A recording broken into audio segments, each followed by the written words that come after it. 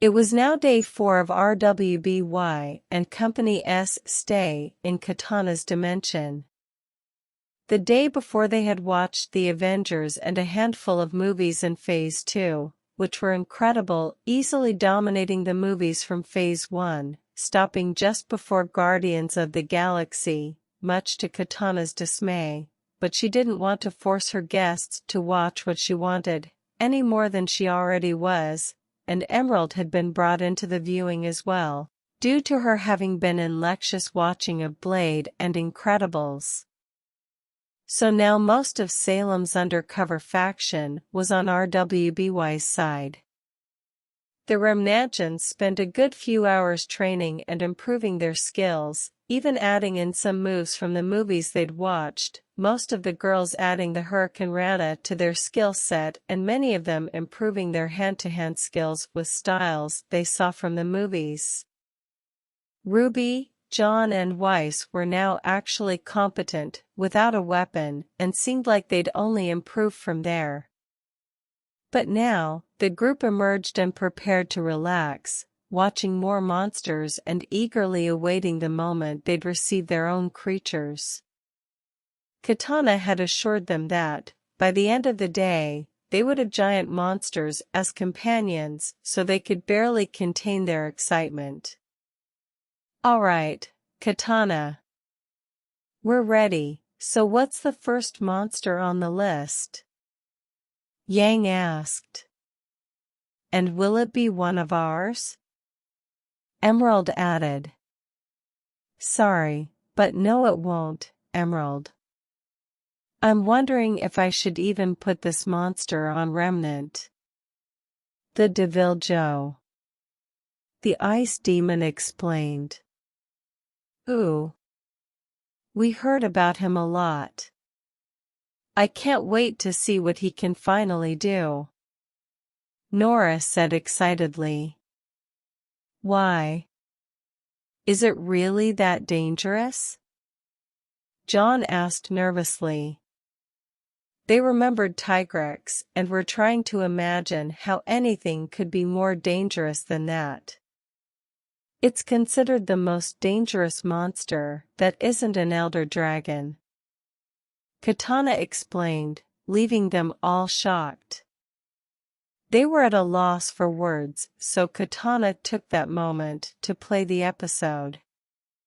A view of Earth was shown from above, continuing to rise until the light of the sun engulfed the screen. Then, a pack of wolves was seen moving through the snow, as the word predators was seen in large letters in the middle of the screen. Predators. They are a natural part of every ecosystem that houses multiple types of living organisms. In the natural order, there will always be the hunted and the hunter.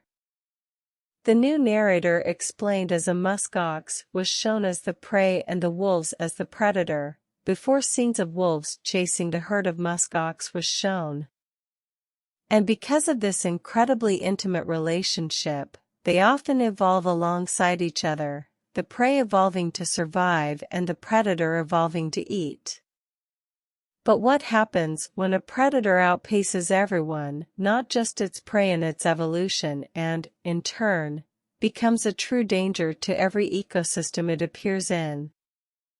He posed an interesting question as a bunny was shown hopping along on its hind legs, before the forest was shown as more writing appeared for the intro.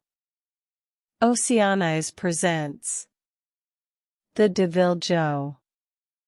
"Wow, that was beautiful," Ruby said in awe. Which is ironic, considering the monster he's talking about is an evolutionary nightmare, Katana told them. "Oh, I'm sure Deviljho can't be that bad." Pyrrha defended the monster. Katana burst into laughter. "Oh, I hope you don't get indigestion, 'cause you're gonna eat your words real soon, Pyrrha," she declared. "Ooh, burn." Yang laughed. A few spinning shots of a forest were shown, before a bird in a tree was focused on as Oceanize continued speaking. If you've ever set foot into nature, you have likely seen this happen, a peaceful organism being stalked, hunted, killed and consumed by another one. Ever since the Cambrian era 550 million years ago, the natural world has relied on this so-called process of predation, to not only keep a strict food chain up and running, but also to encourage evolution through natural selection. He explained as a baby crocodilian, one, was shown floating at the surface of a body of water, then a spider knitting its web and finally, a doe walking through the woods as the word predation appeared in the middle of the screen. Wow! This almost feels like an actual nature documentary. Emerald noted. You watch those? Ren asked, intrigued. He often watched them, too. He liked to get other people's opinions on them, but sadly, John and Nora fall asleep almost immediately. But that also made them useful for when Nora was overly excited, even by her standards. Yeah. They're fascinating, and they put Mercury and Neo right to sleep. So, I watch them whenever they drive me crazy. Which is most of the time. Emerald confirmed. Neo pouted at this. A cheetah was then shown prowling the savannah as wildebeests grazed nearby. Prey and predator relationships are often quite the driving force behind many evolutionary changes as they evolve in response to the other's adaptation, and so on and so forth. However, don't fall into the trap of thinking that evolution works flawlessly. A random process of mutations and adaptations will naturally sometimes produce mishaps, Oceanize explained, the word mishaps appearing in the center of the screen over a green fish.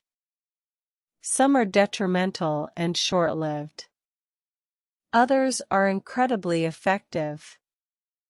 And some are too effective, to the point where one organism's adaptive changes begin endangering entire food chains.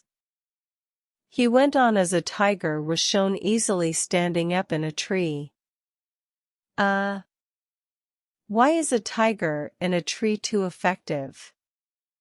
We already saw tigers can climb. John said. They have the ability, John, but it's mostly something young tiger cubs do, as they become a bit too bulky to make climb easy or effective as they grow. So for one to be casually up in a tree like that, it speaks levels to it being more effective than your average tiger. Para explained. Tigers are scary enough of the ground. Climbing trees is just cheating. Velvet said fearfully. And while those cases are rare, they are extraordinarily fascinating. Such is the case with today's species, the old world's terror, the world eater himself. The Deviljho. Oceanize described as more forest regions were shown, a small, pterodactyl-like creature even being shown at one point as it flew through the forest. Suddenly, very dramatic, suspenseful music began to play as the tip of a very spiky tail was shown for a split second, before a massive dark green foot with blood-red claws stomped down on the ground, before the creature's lower half was shown as it stormed through a forest pathway, then finally revealing the creature in all its glory as it smashed through a giant log, then showing it holding a massive iguana-like creature in its mouth, still alive and struggling desperately. Everything then went black as the creature's terrifying roar was heard.